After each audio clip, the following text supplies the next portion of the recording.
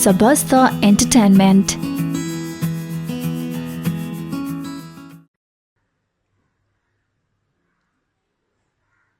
Namaste and good evening. I basically would like to consider myself as an apolitical person. But then long ago when I was in college, and I still distinctly remember my political science teacher saying that, if you live in a state, one can be away from politics, but politics, however, will not remain far away from you. And over the years, my experience have taught me exactly the same. But the present issue that has engulfed Nepal, I somehow say that it is even beyond politics. The border dispute between Nepal and India. On an optimistic note, I would prefer to call it as a misunderstanding on our neighbor's part. It's not even dispute. It's beyond politics because it has affected all of us. It has struck the raw emotional chord of every Nepali like myself, irrespective of our backgrounds, of our ethnicity, political affiliation, or religious belief for that matter. And after this incident,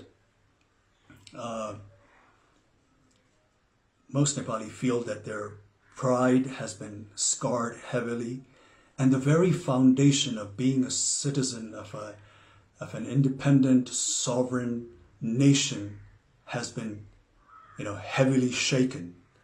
And this, of course, as we can see from the development of the current situation, is absolutely unbearable and simply unacceptable. Because, you see, this is a nation shaped by the distinguished gallantry exhibited by our forefathers, with the support of Nepali people of all backgrounds, all ethnicity. And I do not say that, in our history and in the past, that we haven't displayed any weaknesses or compromises, but whatever sacrifices we have made in the past has been for one and only one reason, and that is to preserve and retain our independence and sovereignty. Therefore, the present landmass that we call Nepal has not been shaped without paying a price. Therefore, the territory of Nepal is something that the population of this nation, under no circumstances, are willing to compromise. And it's not a big deal because I'm sure India India not only understands this very clearly, but also highly identifies with this emotion, because India itself has gone through an arduous struggle against the heavy-handedness of its colonial powers. But we do not want to dwell on unnecessary braggadocio. Like we said, we in the past, in history, we've had our weaknesses. We had, our share of shortcomings. There was a phase of ignorance. There was a phase of, absent of political will amongst the political parties of the day, or the display of apathy by our political leaders of that time for some reasons. And, the more than sporadic political and social turmoil over the years that took place in this nation, of course, has not been of any help. And also not to forget, the friendly cooperation that we have extended to our neighbors, taken undue advantage of. But then again, now the time has, of course, evolved, the time has changed, and the population of Nepal, especially the youth, is of course not that of 1816 or 1857 or 1923, or for that matter, not even 1950 or 1962. uh, you know, and the way the current scenario that has developed, clearly establishes that the population of this country are not going to accept any form of injustices lying down. Therefore, this time around, it's not even enough to appease the incumbent government alone, because this issue has been so passionately embraced also by the people of Nepal, that unless they think that they have been dealt justly and fairly, I, sadly and regretfully have this intuition that this bone of contention between the two countries is going to persist. And this sort of, a deadlock between two neighboring nations who for such a long time in history have shared common values, common culture, tradition, religious belief to a large extent, is going to affect not only the two nations concerned, but also going to hamper the progress and rob the much needed peace in this region. Therefore, in recent news, when I hear that, when India cries wolf vehemently, denouncing China, not showing respect to the sovereignty of India, and proclaims how China does not care for India's national or territorial integrity, it just seems like a case of pot calling the kettle black. And and India, for no doubt, India today is being a powerful country, not only of this region, but also a force that is to be recognized and respected globally. Needs to project or show some kind of magnanimity befitting the stature of such a nation, especially when it comes to its friendly neighbors. But Nepal basically only wants fair deal based on fact and statistics. It is only demanding to have what truly belongs to her, not more, not less. Nepali people will always want cordial, lasting relations with India. Whenever Indian government had extended some warmth of friendship, Nepali people have always reciprocated with open heart. I recalled the very first visit of Honorable Prime Minister of India, Mr. Modi, to Nepal as a Prime Minister. And the warmth and the fraternal affections and the goodwill was so infectious that Modi ji stepped out of his motorcade and went amongst the elated bystanders, to the bewilderment of 3 or 5 layers of security that was provided to him. The crowd not only spontaneously cheered and showered him with all kinds of praise, but treated him like a rock star.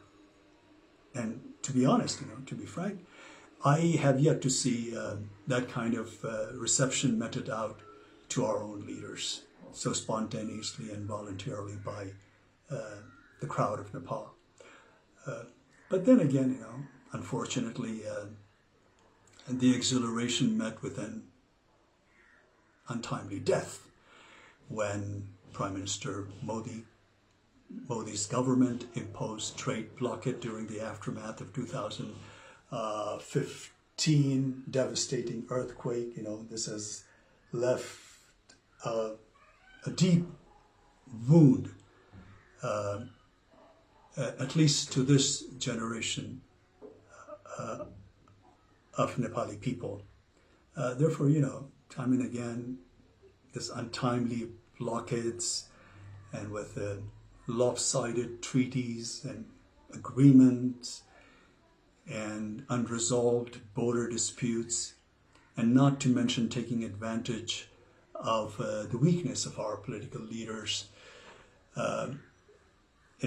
has a repercussion of which, befalls this nation and its people. Therefore, the current step that India has taken vis-a-vis Limpiadhura and Lipu Lake has in some way come as the last straw on the camel's back. It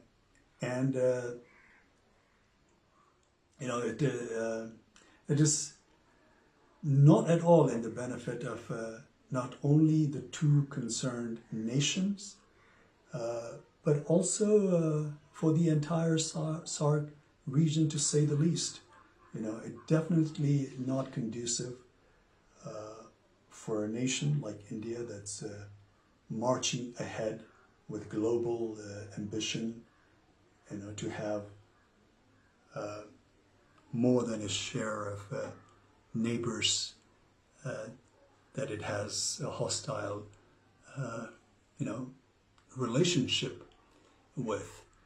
And the hostility looming in the air need not to persist, because anger and malice is going to take us nowhere. The consequence, of course, is going to be far more damaging for both the countries. And at this time of global crisis, in a pandemic like this, where the whole world is suffering, India, being a powerful country in the region, needs to respond to the need of their less fortunate neighbors. And this kind of action will only raise the level of India in the international arena to the next level. And as one Indian politician, a seasoned Indian politician, rightly foresees, India as a development power, and its rise is being linked to its ability to provide governance solution to the development needs to countries in Asia and Africa.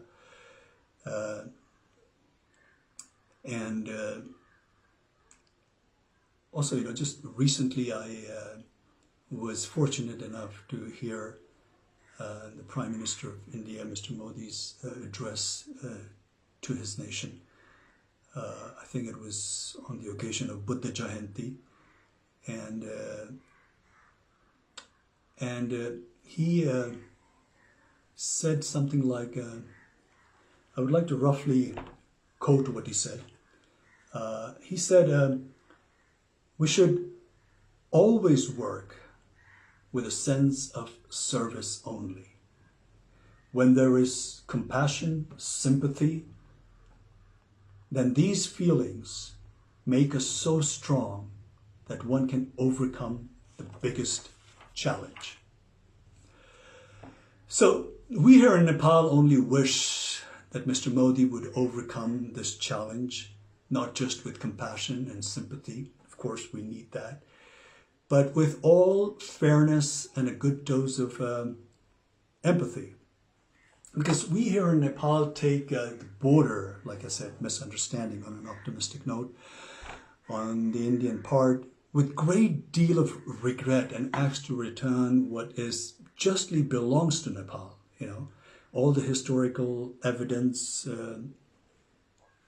clearly points out, proves that Limpiadhura and Lipu Lake region is in all fairness part of Nepal. Therefore, as a country, as a nation, as the people of this country, we are just humbly requesting our friendly neighbor to look into the facts of the history, the statistics, and deal this matter with all fairness and justice, amicably, through cordial diplomatic channels, because this kind of antagonistic atmosphere in this region is not, not only not good for both the nations concerned, but for this entire region as well. I am sure, despite few ups and downs and challenging moments here and there, basically India and Nepal share a relationship that is probably unmatched anywhere else in the world. And this challenge that we're facing at the moment right now, India will